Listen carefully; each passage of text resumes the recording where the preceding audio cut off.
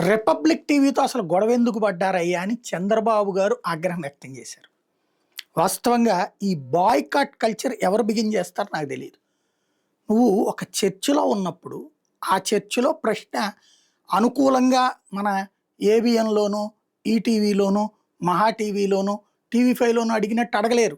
Sir Amaravati అంతా నాశనం చేసేసాడు కదా జగన్మోహన్ రెడ్డి. చంద్రబాబు వచ్చిన తర్వాత అద్భుతంగా బాగుపడుతోంది కదా! దీనికి ఏమంటారంటే ఏం చెప్తారు? అవును సార్ అసలు అని మాట్లాడతారు. ఇంకా అప్పుడు చర్చ ఏముంది అందులో? ఆ డిబేట్లు ఎప్పుడో పోయినాయి. సాక్షిలో చూస్తే జగన్మోహన్ రెడ్డి అద్భుతంగా చేశారు. ఈ ప్రభుత్వం వచ్చి నాశనం చేసేసింది కదా అని అడిగితే, అవునవునండి వీళ్ళు వచ్చి నాశనం చేస్తున్నారని చెప్తారు. ఇంకా దానికి అది డిబేట్ ఎందుకు అవుతాయి? బేసిక్ పాయింట్ ఏంటి? డిబేట్‌లో అడిగినప్పుడు ఇప్పుడు ఫర్ ఎగ్జాంపుల్ ఆ విమానాల గురించి అడిగారు.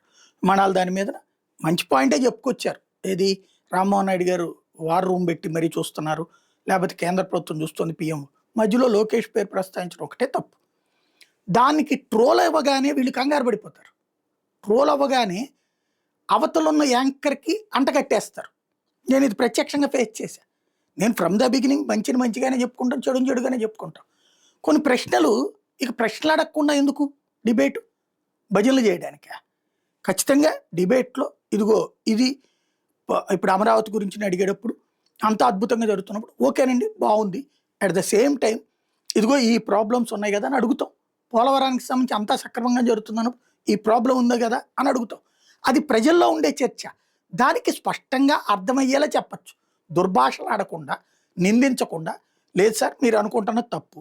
లేదు మీకు వచ్చినటువంటి సమాచారం తప్పు. వాస్తవం ఇదండి అని చెప్తే సంస్కారవంతంగా, అర్థవంతంగా ఉంటుంది. అలా కాకుండా ఎదురుదాడి, యాంకర్ వాళ్ళకి అమ్ముడు పోయాడు, లేకపోతే వాళ్ళ పార్టీ వాడు ఇట్లా ముద్రలు వేసేసుకుంటారు. నేను నిన్న మొన్న ఈ రిపబ్లిక్ ఇష్యూ వచ్చినప్పుడు ఓ ముగ్గురు నలుగురు నాకు మెసేజ్ పెట్టి రిపబ్లిక్ టీవీతో ఇలా గొడవ పడుతున్నారంటే, ఏం కాదండి రిపబ్లిక్ టీవీ వాస్తవంగా చెప్పాలంటే తెలుగుదేశానికి పూర్తి ఫేవరు. అర్నబ్ గోస్వామి చంద్రబాబు గారిని విపరీతంగా అభిమానిస్తాడు ఆయన. ఆయనకు అనుకూలంగా అనేక స్టేట్మెంట్లు ఇచ్చాడు ఆయన. అంతకుముందు డిబేట్లో కూడా బాబు గారికి సంబంధించి విపరీతమైన పాజిటివ్ ఉన్న ఈవెన్ భారతీయ జనతా పార్టీ జాతీయ నాయకత్వపు ఆలోచన మార్గంలో అర్నబ్ గోస్వామి కూడా వన్ ఆఫ్ ద రీజన్ అక్కడ తెలుగుదేశంతో పొత్తుకు సంబంధించిన దాంట్లో ఆలోచన మార్చడంలో. అలాంటి వ్యక్తి ఇక్కడ కేవలం జస్ట్ స్లిప్ అయినటువంటి ఒక ముక్క కారణంగా ఈ ఇష్యూ వచ్చింది తప్పించి ఏమీ లేదు. అది వీళ్ళు సాగదీసుకోకుండా గొడవ పెట్టుకోకుండా ఉంటే బెటరు అని చెప్పి నేను. వీళ్ళు అనవసరంగా బాయ్‌కాట్ అంటూ రెండో రోజున కావాలని ఫస్ట్ రోజున దీపక్ రెడ్డి గారు ఆయన మంచోడే, మంచి సబ్జెక్ట్ ఉన్నటువంటివాడే, పట్టాభి మంచి సబ్జెక్ట్ ఉన్నాడే. ప్రాబ్లం వల్ల ఏంటంటే మనం ఈ ఛానళ్ళకి అలవాటు పడిపోయి ఇలాగ అవతలోళ్ళు ఉండి తీరాలంటే కుదరదు జాతీయ ఛానల్లో.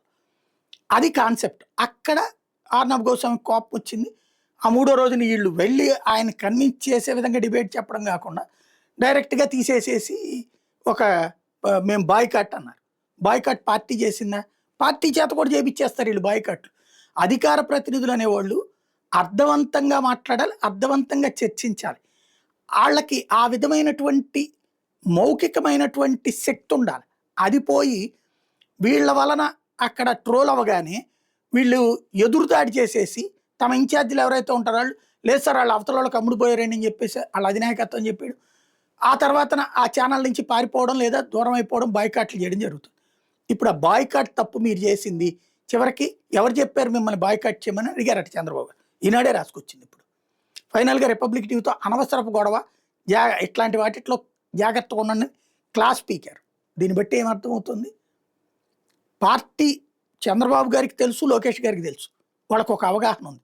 కింద స్థాయిలో వాళ్ళు చేస్తున్నటువంటి తప్పు ఇది అన్నటువంటి విషయం తేలిపోయింది.